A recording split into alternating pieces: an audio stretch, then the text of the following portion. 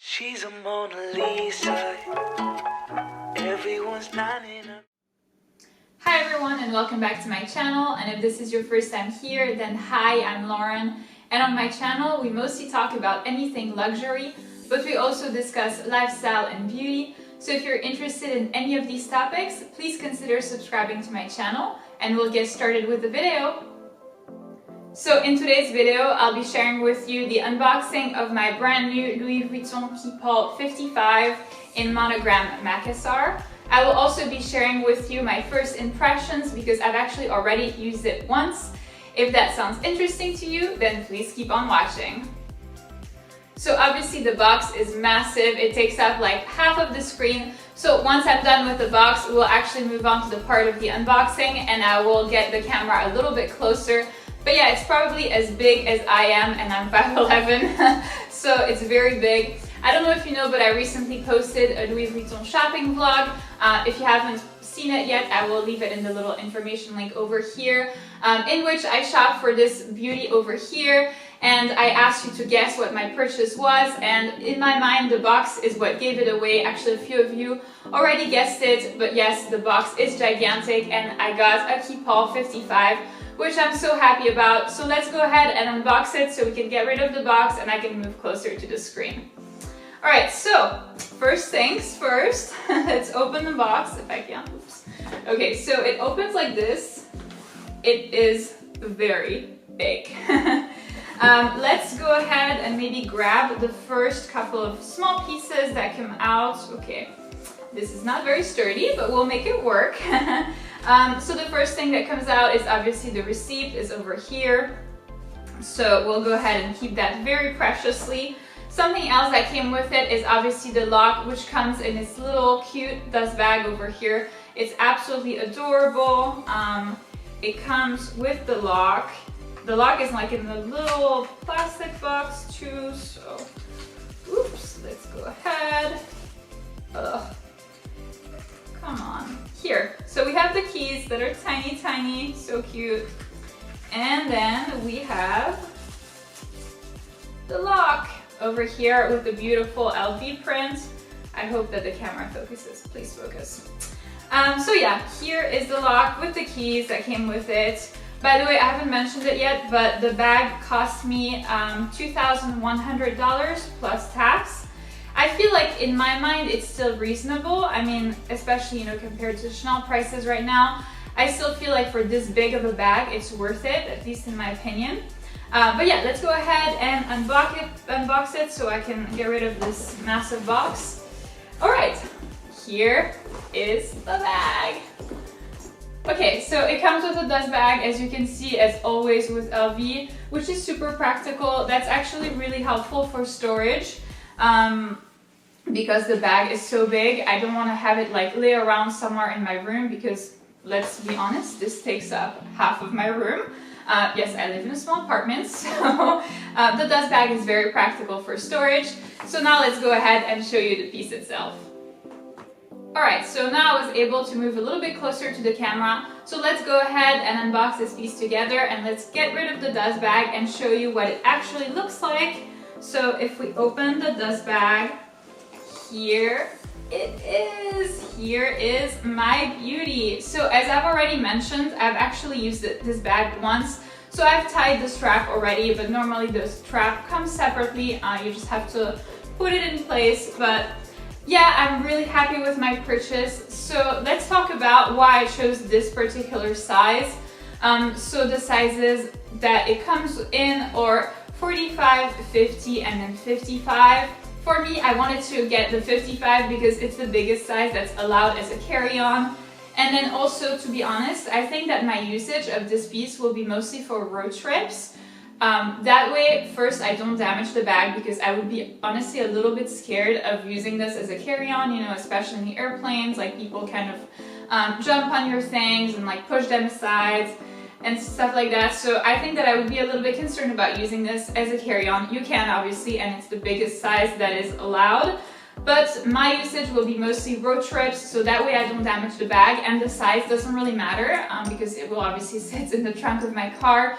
So for that reason, I wanted to get the biggest size that was available, simply to be able to pack the most things, because I tend to overpack by like a wide margin. I went to Canada a few days ago for a week, and I think that I packed like 2 weeks worth of clothes that I ended up, of course, not wearing. So yeah, I'm a big overpacker. So for me, the size 55 made a lot of sense. I'm also 5'11" or 180 centimeters. So obviously when I carry the bag, I feel like if I carry the bag that's 45, it kind of looks like a purse for me. Even 50 looks a little bit small on me. So 55 really did seem like the correct size. Obviously it depends on your usage of the piece and also on your size, on your height, on your body, etc, etc. But for me, 55 really seemed like it made the most sense. Alright, so in terms of the choice of the patina, and to explain that, I actually put a pillow in the bag so you can see it a lot better than when it is folded, but obviously when you purchase it, it is folded at first. You can either choose to keep it folded or to put a pillow inside for the shape. So let's talk about the choice of canvas.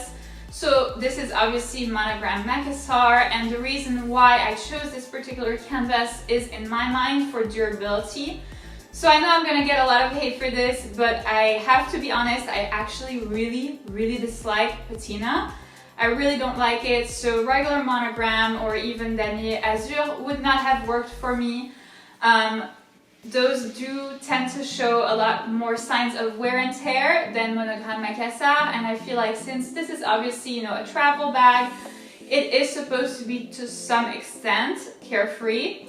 So that's why I chose Monogram Macassar. I did hesitate a little bit with Damier Graphite, so it's the boys version.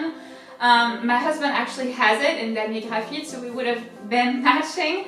I kind of wanted to do it, but then, you know, I decided against it because in my mind it wasn't girly enough.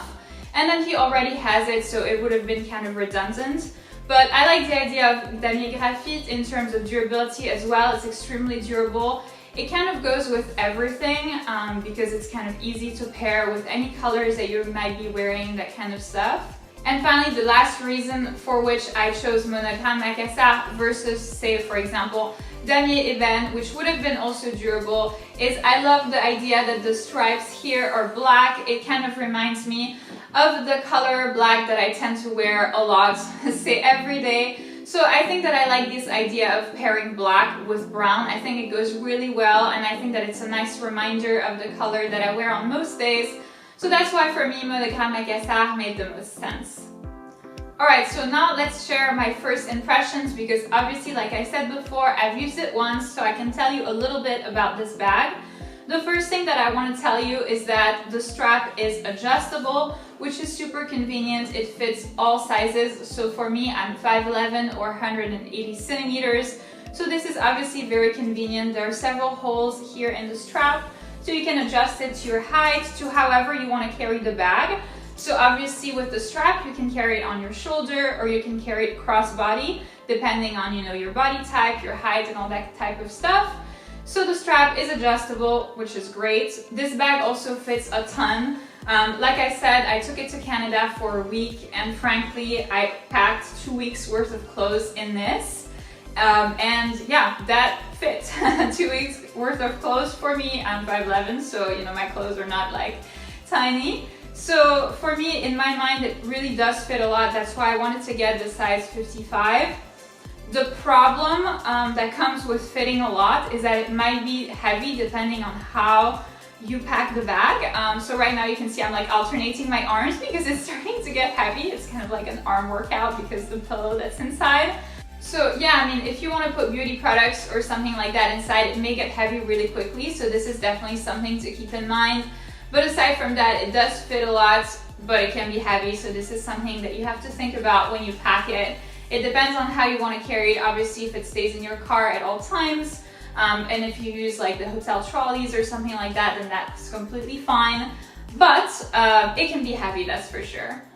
One of the disadvantages of this bag is that it creases really quickly. I've noticed this definitely the first time that I've used it. when you let the bag rest like this, like it rests, you know, it sits on the hotel room floor, the bag will crease quite a bit. This is something to think about also in terms of storage. So you may want to be mindful of how you store the bag, because if you store the bag folded, like I did at first when it came in the box, the problem is that it will additionally keep creasing more and more. So what I would actually recommend, if you can afford it, if you can, you know, have the space, which I really don't because I live in a small apartment, but if you live in a house, it would be to actually buy pillows to put inside the bag, because it doesn't come with pillows or cushions or air packs or anything. That's kind of the downside. So I would recommend that you buy additional pillows or used pillows that you have, and then put them inside, and then just kind of maybe hang the bag gently for storage, or leave it on the ground with the pillows inside. If you have a house that's big enough, this would be definitely something that would help the bag keep its shape, because if you keep it folded, it will keep creasing and creasing and creasing more and more. So that's definitely something to be mindful about.